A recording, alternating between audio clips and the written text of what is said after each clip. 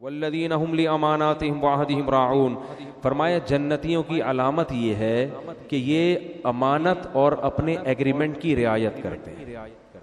ان کے پاس کوئی امانت ہو اس میں خیانت نہیں. آپ کسی کو اپنی گاڑی چلانے کے لیے دے دیں، اب کہا جاتا ہے اس کو کہ اپنی سمجھ کے چلانا، ورنہ وہ ریڑ لگاتا ہے کہ نہیں لگاتا. بائک کسی کو دے دیں بجا کے آ جائے گا اس کو، ایسے ہی ہے نا، مختلف جگہوں سے بجنا شروع. یہ امانتوں میں خیانت ہے. جو گورنمنٹ کے ملازمین ہیں، حکومت کے خزانے ان کے ہاتھ میں ہیں، تو یہ بھی عوام کی امانت ہے آپ کے پاس. بہت امانت کا مفہوم بہت وسیع ہے. تو فرمایا کہ جنتی لوگ امانت کے معاملے میں 2 نمبر نہیں ہوتے، 1 نمبر ہوتے. مالک مکان نے آپ کو گھر دیا ہوا ہے کرائے پر، اس کا گھر آپ کے پاس امانت ہے، اس کی واٹ نہ لگاؤ. اپنے گھر کو کیسے محفوظ رکھتے ہیں. مالک مکان کا جو گھر ہوتا ہے نا، جب اس کو چھوڑ کر جاتے ہیں اس گھر کی دیواروں کا حال دیکھو، دروازوں کا حال دیکھو، گلے ہوئے ہوتے ہیں دروازے. تبھی لوگ گھر بنا کے عام طور پر اب کرایہ داروں کے حوالے نہیں کر رہے ہوتے کہ اتنا کم بخت کرایہ نہیں دے گا جتنا ریپیئرنگ میں خرچہ آ جائے گا اس کی. تو یہ بھی امانتوں میں کیا ہو رہی ہے؟ خیانت. فرمایا وعہدہم راعون، اپنے ایگریمنٹ کو پورا کرتے ہیں. ایک ہوتا ہے وعدہ، ایک ہوتا ہے معاہدہ. وعدہ تو یہ ہوتا ہے کل میں آپ کے پاس 4 بجے آؤں گا، تو اس میں تو کوئی عذر ہو آپ منع کر دیں، بھائی میں پہلے بتا دیں اس کو. لیکن ایک ہوتا ہے ایگریمنٹ. ایگریمنٹ ہوتا ہے دونوں طرف سے. جیسے خرید و فروخت کے ایگریمنٹ ہوتے ہیں، اس نے آپ کو چیز ڈیلیور کر دی، اب آپ پیمنٹ ٹائم پہ نہیں کر رہے، تو یہ معاہدے کی خلاف ورزی ہے. سمجھتے ہو کہ نہیں سمجھتے؟ تو یہ معاہدوں کی خلاف ورزی اسلام میں بہت بڑا جرم ہے. جنگ بندی کا معاہدہ ہوا، اس میں آپ نے گڑبڑ کر دی.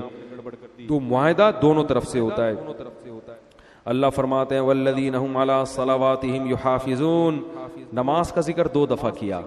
پہلا یہ کہ نمازوں میں خشوع پیدا کرتے ہیں، دوسرا یہ کہ نمازوں کی حفاظت بہت ضروری ہے. نماز پڑھتے نہیں ہیں، محافظت. کیونکہ جو نمازی ہوتا ہے نا، ہر وقت اس کو فکر لگی ہوتی ہے کون سی نماز کا ٹائم ہو گیا ہے اور کون سی نماز کا ٹائم ہونے والا ہے.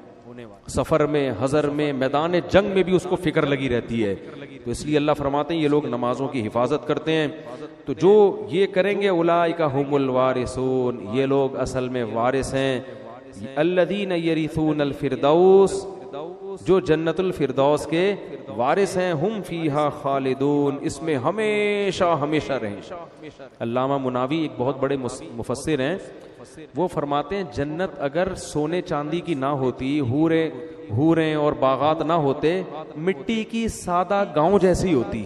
2-4 بھینسیں بندی ہوئی ہوتی ہیں، ایک کتا ٹہل رہا ہوتا ہے، 1-2 گدھے کھڑے ہوئے ہوتے ہیں وہاں پہ، فرض کر لو ہے بھائی. لیکن اس میں صرف اتنی بات ہوتی کہ یہاں موت نہیں ہے کبھی. تو فرمایا اس دنیا کے 1000 گز کے بنگلوں سے پھر بھی وہ بہتر تھی. اگر آپ کو ابھی کوئی کہے کہ تمہیں میں چیچا وطنی کے کسی گاؤں میں لے جا کے چھوڑ دیتا ہوں ڈیفنس کے بنگلے سے نکال کے، آپ کبھی بھی ایگری؟ چیچا وطنی میں بھی لوگ بیان سنتے ہیں، چیچا وطنی تو سنا بڑا اچھا شہر ہے. کوئی اور بول لو، کوئی بھی گاؤں. ایک دفعہ میں نے ایسے بول دیا چیچا وطنی سے فون آ گیا، بھائی چیچا وطنی کیوں بدنام کر رہے ہو مفتی صاحب چیچا وطنی کو؟ ہیں نہیں مچھر کالونی تو ایک سی VIP جگہ ہے. نہیں بھائی، لیاری والوں سے تو پنگا لے ہی نہیں سکتا آدمی. صحیح ہے نا. تو وہ کہتا ہے نا ایسا کہیں بھی گاؤں دیہات میں نا، جہاں گائے گدھے گھوڑے اس طرح کی زندگی ہو. میں تھر گیا ایک دفعہ، تو کہیں مدد تقسیم کرنی تھی. ریگستانوں میں لوگ رہ رہے ہیں، ہم جب چارپائیوں پہ سونے کے لیے لیٹے ہی ہیں نا رات کو، تو گدھوں کی کانفرنس شروع ہو گئی پوری. وہ بھائی ادھر سے گدھے پوری اسپیڈ کے ساتھ پھیپڑوں میں ہوا بھر کے نکال رہے ہیں. اور پھر وہاں خاموشی اتنی ہوتی ہے، ایک گدھا، پھر دوسرے نے ریپلائی کیا اس کو، بولا کیا خیریت، طبیعت کیسی ہے تمہاری؟ لیکن وہ 2 منٹ میں بھی ان کی بہت چیختے ہیں، تمیز سے بات ہی نہیں کر رہے نا. ہم لوگ ہم 8-10 افراد تھے، تو سارے ہی اٹھ کے بیٹھ گئے. تھوڑی دیر میں کسی کو بھی نیند نہیں آ رہی، اور پھر ہم سب کو ہنسی آ گئی کہ یار ان گدھوں کو دیکھو. گدھے سے یاد آیا، بلوچستان کا سفر تھا، تو کچھ گدھے 8-10 گدھے اکٹھے کھڑے ہوئے تھے. ہمارے ایک دوست بھی وہیں کھڑے ہوئے تھے. تو میں نے ویسے ہی بولا، میں نے کہا یار یہ گدھا اتنا محنتی جانور ہے، اس بیچارے کو گدھا کیوں کہتے ہیں؟ یعنی حماقت میں اس کو کیوں مشہور کیا ہوا ہے؟ یہ اتنا وفادار، اتنا محنتی، اور پھر بھی بدنام۔ اللہ نے دکھانا تھا مجھے۔ وہ ہائی وے پہ تھوڑی دیر میں دیکھا، دوپہر کے وقت میں ایک گدھا ہائی وے کے بیچ میں آگے کھڑا ہو گیا، ایسے نہ کھڑا ہوا ہے بالکل روڈ پہ اس طرح سے کہ روڈ بلاک کر کے۔ اب ادھر سے اسپیڈ میں گاڑیاں آ رہی ہیں، وہ بریکیں لگا رہی ہیں نا ٹکر نہ ہو جائے، ایک ٹینشن میں ڈالا ہوا ہے۔ تو ہمارے دوست نے کہا دیکھو ادھر بھی کھلا میدان تا حد نگاہ، سڑک کے اس طرف بھی تا حد نگاہ کھلا میدان، اور یہ پھر بھی اس کو کہیں اور جگہ نہیں ملی کھڑے ہونے کے لیے، سستانے کے لیے جگہ کہاں ملی ہے اس کو؟ یہ بھی نہیں دیکھ رہا کہ ابے تھوڑا سا دائیں بائیں ہو جائے، ایک قدم یوں ہو جائے، بیچ میں آ کے نا روڈ پہ کھڑا ہوا ہے ایسے مراقبے میں گیا ہوا ہے۔ تو میں نے کہا اللہ نے مجھے دکھانا تھا کہ گدھے کو گدھا کیوں، واقعی یہ گدھے پہ ہی سوٹ کرتی ہے یہ چیزیں۔ تو خیر کہاں سے کہاں بات چلی گئی بھائی؟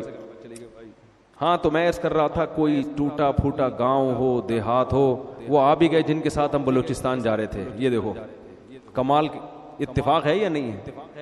انہی کے ساتھ ہم بلوچستان گئے تھے اور گدھا بیچ میں کھڑا ہوا تھا اور یہی آ گئے۔ ٹھیک ہے، تو اللہ تعالیٰ نے کیا بات کر رہا تھا میں، تو گاؤں دیہات میں آپ ہو، مٹی کے گھروندے ہوں، لیکن وہاں ایک بات ہو کہ کوئی فرشتہ آپ سے آ کے کہہ دے کہ یہاں آپ نے ہمیشہ رہنا ہے، آپ پر موت نہیں آئے گی، تو انسان ڈیفنس کے بنگلوں کو چھوڑ کر وہاں چلا جائے، ساری دنیا آ جائے گی وہاں۔